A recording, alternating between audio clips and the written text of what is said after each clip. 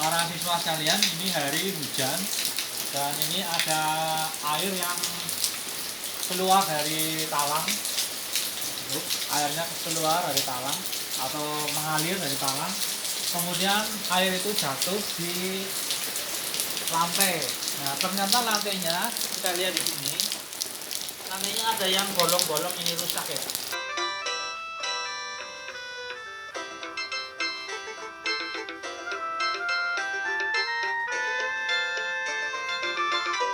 Para siswa sekalian, Assalamualaikum warahmatullahi wabarakatuh.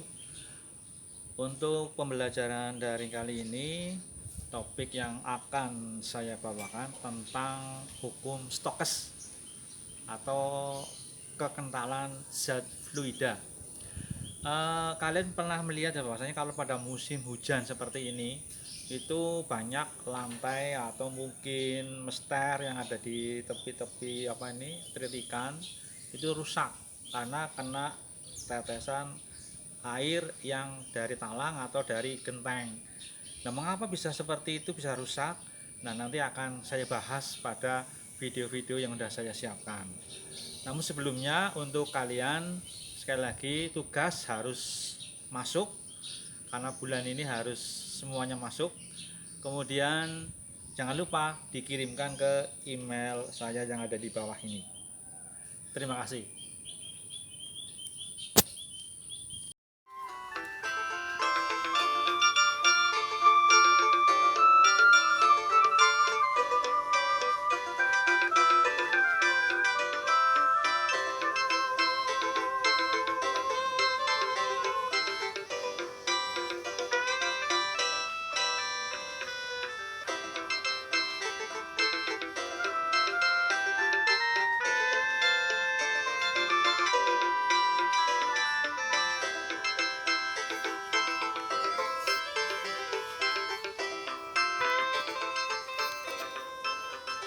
Para siswa sekalian, kita masuk ke sub 1 pembahasan tentang air hujan yang turun ke genteng atau ke talang. Benarkah itu merusak lantai? Kita lihat gambar yang pertama ini. Ini genteng yang mengalirkan air dari atap rumah sampai ke lantai. Ini juga ya talang mengalirkan air dari ketinggian tertentu kemudian mengalirkan airnya ke lantai. Ternyata lantainya ini pada pecah-pecah, rusak, ya, berlubang-lubang gitu. Benarkah kalau air itu lewat talang atau genteng berpotensi merusak lantai? Jawabannya benar. Karena lantainya banyak yang rusak, banyak yang pecah-pecah, banyak yang berlubang. Ini salah satu contoh bahwasanya air hujan yang lewat talang atau lewat genteng ini ternyata lantainya jadi rusak. Ya. Mengapa rusak? Lah ini pertanyaan. Mengapa bisa rusak? Nah, kita lihat. Kalau kita menjatuhkan batu ya, batu kita jatuhkan dari ketinggian atau seperti ini. Ini, ya, seperti saya jatuhkan ini. Saya jatuhkan apa tuh? Spidol sampai ke sini. Wah, kan ternyata suaranya keras sekali kan? Nah, saya ulangi lagi ya. Ini nih, ini ada spidol, saya jatuhkan sampai ke meja. Jadi ini jatuhnya di bawah keras banget. Jadi air hujan seperti itu, seperti batu yang dijatuhkan ke lantai. Lama-lama lantainya ini ya karena ketiban batu lama-lama merusak juga, pecah. Nah, sampai dengan ini, apalagi kalau ini talangnya semakin tinggi, rumahnya ini gentengnya tinggi-tinggi, otomatis lantainya akan lebih cepat untuk rusak kalau terkena air hujan. Jadi itulah salah satu sebab maksudnya rumah yang tinggi-tinggi itu karena apa? Jatuhnya air hujan ini semakin tinggi rumahnya itu semakin cepat. Jadi kalau rumahnya paling hanya 10 cm mungkin nggak rusak karena jatuhnya hanya beberapa senti, kecepatannya nggak begitu jauh. Tapi kalau tingginya sampai 2 meter, 3 meter, 4 meter, 5 meter, otomatis jatuhnya ini akan semakin merusak lantai karena apa? Semakin cepat jatuhnya di lantai. Ya. Kalau pertama kali jatuh dari sini, ini kecepatannya misalkan di sini kecepatannya 0 ya. Di sini kecepatannya VT. Jadi nanti ada VT sama dengan V0 plus G kali T. Jadi nanti VT-nya sama dengan, kalau ini kecepatannya 0 aja mula-mula, itu G kali T. Jadi T ini adalah T waktu jatuh. Kalau semakin lama waktunya otomatis V ini semakin besar. Jadi inilah alasan mengapa rusaknya lantai itu terkena air hujan. Dan supaya tidak rusak bagaimana caranya? Caranya ya air hujan itu tidak mengalami kecepatan yang lebih besar atau paling tidak kecepatannya sama lah waktu di atas sampai di bawah ini tidak mengalami perubahan. Itulah untuk sub 1 untuk apa namanya pembahasan tentang air hujan apa bersifat merusak lantai atau tidak, jawabannya sudah saya terangkan pada bagian gambar-gambar yang tadi. Terima kasih.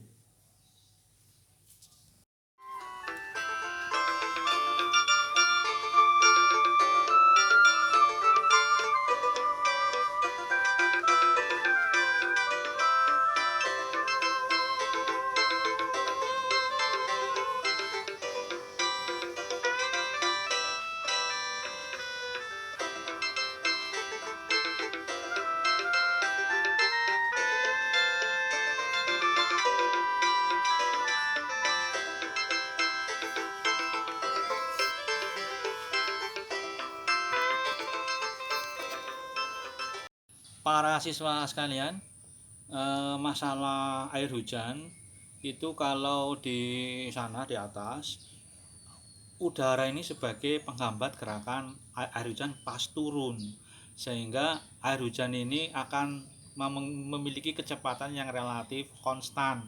Nah, kecepatan yang relatif konstan ini dinamakan dengan kecepatan terminal atau kecepatan akhir. Kecepatan ini tidak pernah bertambah dan tidak pernah berkurang, jadi ajak terus sampai ke bawah. Nah, sekarang saya tunjukkan di sini buah gelas. Ini gelas pertama, gelas kedua, dan gelas ketiga. Gelas pertama ini isinya udara, gelas kedua ini isinya air, gelas ketiga ini isinya minyak goreng. Kira-kira yang menghambat gerakan partikel yang paling besar yang mana? Kita lihat coba dari gelas yang pertama dulu. Ini anggap aja ini sebagai air hujan, saya masukkan ke sini. Jatuhnya cepat. Kemudian yang gelas kedua saya masukkan ini, ada beras, ya, tapi nggak begitu cepat kayak yang di gelas pertama. Kemudian yang ketiga itu ada gelas, ini isinya minyak goreng ya. Kita lihat jatuhnya kayak apa. Wow, lambat sekali kan? Ya, berarti semakin kental partikel atau fluida yang ada di dalam gelas. Jadi ini udara, yang ini air, yang ini minyak goreng. Yang paling kental itu menghambat gerakan partikel yang jatuh menuju ke bawah. Jadi tadi yang di udara ini cepat sekali, yang di air itu tidak begitu cepat, tapi yang di minyak goreng itu lambat. Nah, ini tidak kelihatan bahwasanya antara udara dengan air ini otomatis lebih kental di air. Air dengan minyak goreng ternyata lebih kental minyak goreng. Jadi kecepatannya nanti ini paling cepat, ini agak cepat, yang ini lambat. Jadi itulah mengapa kalau air hujan turun sampai ke bawah itu walaupun air hujannya itu sangat banyak, itu tidak ada yang merusak genteng satupun. Toh di mana-mana di desa, di kota banyak atap-atap rumah yang pakai genteng sekarang ini. Dan hujannya juga banyak, tapi tidak ada genteng yang bolong-bolong. Oleh karena itu mengapa air hujan yang jatuh karena gravitasi bumi dengan kecepatan yang konstan atau disebut dengan nama kecepatan terminal itu tidak akan membuat lubang di genteng. Tapi kalau udah masuk ke apa namanya itu talang atau setelah turun dari genteng itu, airnya nanti jatuhnya dipercepat oleh percepatan gravitasi bumi. Karena ada percepatan gravitasi bumi itu, maka gerakan partikel itu sangat cepat. Jadi seolah-olah kayak kita nutuki mester dengan martil, lama-lama juga akan berlubang. Itulah salah satu contoh bahwasanya kekentalan udara dengan kekentalan air dengan kekentalan minyak itu memiliki kualitas yang berbeda. Tapi kalau di udara sana yang ada di awan, karena relatif kecilnya ya, karena bentuk embun itu sangat kecil, relatif kecil dibandingkan dengan kerapatan udara, maka itu bisa menghambat gerakan partikel dari air hujan. Itulah mengapa kita melihat bahwasanya genteng yang ada di mana-mana karena hujan tidak pernah ada yang bolong-bolong. Namun kalau kamu lihat di gua stalagmit itu, nah, netes airnya di bawah tetesan itu lama-lama berlubang.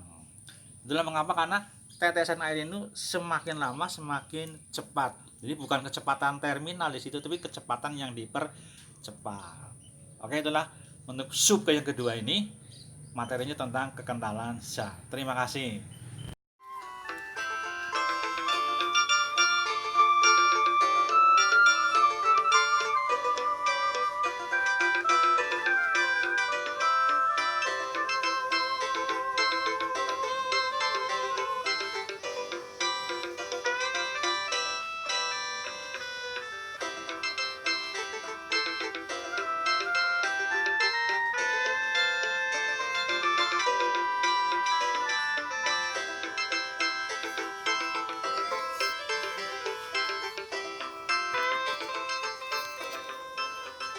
Siswa sekalian, kita masuk ke sub yang ketiga tentang membahas hukum Stokes. Hukum Stokes ini hukum yang menghambat gerakan benda padat di dalam fluida. Jadi di sini antara fluida dengan benda padat itu terjadi gesekan. Jadi nilainya ini. Jadi nilai gesekannya ini 6 PVRV. Nah, V-nya V apa? V terminal. V terminal itu V yang tetap. Nah, sekarang kalau kita lihat sebetulnya di dalam fluida itu, kalau benda padat dimasukkan ke dalam fluida itu sudah mendapatkan gaya angkat ke atas FA yang ini. Tapi menurut Stokes tidak hanya FA, tapi juga gesekannya terjadi antara benda padat dengan fluidanya. Nah, sekarang WB-nya ini ke bawah, berarti WB-nya ke bawah ini. Kemudian yang ke atasnya yang dua ini Fs sama Fa, maka ditambahkan Fs plus Fa. Jadi ada nilai keseimbangan ya. WB sama dengan Fs tambah Fa. WB-nya sama dengan M kali G. Nah, M kali G-nya M benda padat yang ini. Ya. Kemudian yang ini rumus Stokes 6 PV RV. Jadi rumus Stokes ini hanya rumus yang terjadi untuk bola. Nanti bentuk bola ya, benda padatnya bentuk bola, tidak bentuk kotak, tidak bentuk segitiga, jadi hanya bentuk bola. Kalau ada bentuknya itu tidak dirumuskan di sini. Tapi Stokes hanya memberikan yang berbentuk bola saja. Itu 6 PVRV. V-nya V terminal. Ya, V terminal itu VT yang ajek ya, tidak berkurang, tidak bertambah, ajek terus. Nah, sini untuk FA-nya adalah rho fluida dikalikan volume benda padat yang dicelupkan dikalikan gravitasi. Akhirnya nanti di sini M kali G-nya sama dengan rho benda padat volume benda padat dikalikan G sama dengan 6 pi V R V terminal. Di sini V fluida dikalikan volume benda padat karena tercelup semua dikalikan G.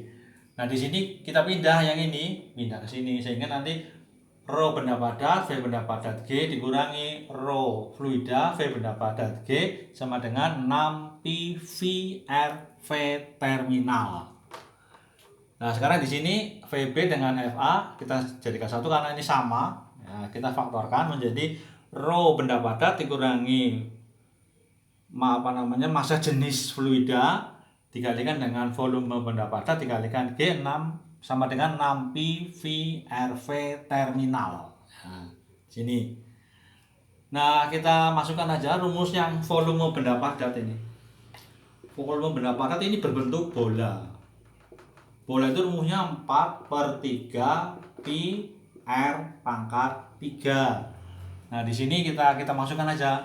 Jadi nanti rho benda padat volume rho benda padat dikurangi massa jenis fluida, volume benda padatnya diganti 4/3 pi R pangkat 3 kali G sama dengan di sini 6 pi V R V terminal. Ini V-nya kita coret dulu.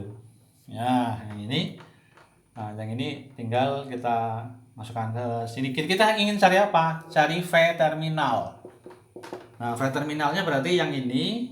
Jadi rho benda padat dikurangi rho air atau rho fluida dikalikan 4/3. Di sini R-nya kita coret yang ini, jadi ini tinggal 2.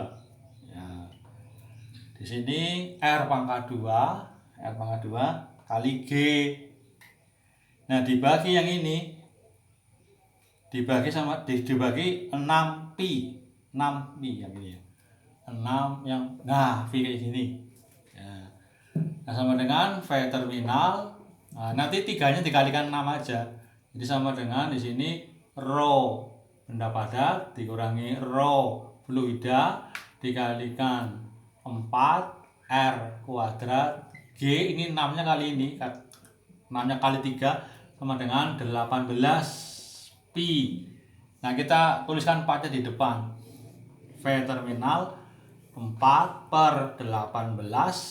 Nah, dari sini rho benda padat dikurangi rho fluida dikalikan dengan R kuadrat G, di sini adalah pi. Nah, ini kalau dibagi 2, sini 2, dibagi 2, ini dibagi 2, 9. Jadi nanti V terminal nilainya sama dengan 2/9 rho benda padat dikurangi rho fluida dikalikan R kuadrat G dibagi ini. Ditulis V terminal. Nah, di sini 2 kali rho benda padat, rho fluida dikalikan R kuadrat G dibagi 9 pi. Nah, inilah laju terminal air hujan yang diharapkan, atau benda padat yang jatuh ke fluida juga boleh pakai ini. Tapi ini biasanya untuk air hujan itu nanti V terminalnya sama dengan 2. Di sini adalah rho air dikurangi dengan rho udara dikalikan dengan R kuadrat dikalikan G dibagi dengan 9 pi. Ini gesekan antara udara dengan air hujan. Ya, ini untuk air hujan. Oke. Demikian penjelasan saya tentang hukum Stokes. Billahi taufiq wal hidayah. Wassalamualaikum warahmatullahi wabarakatuh.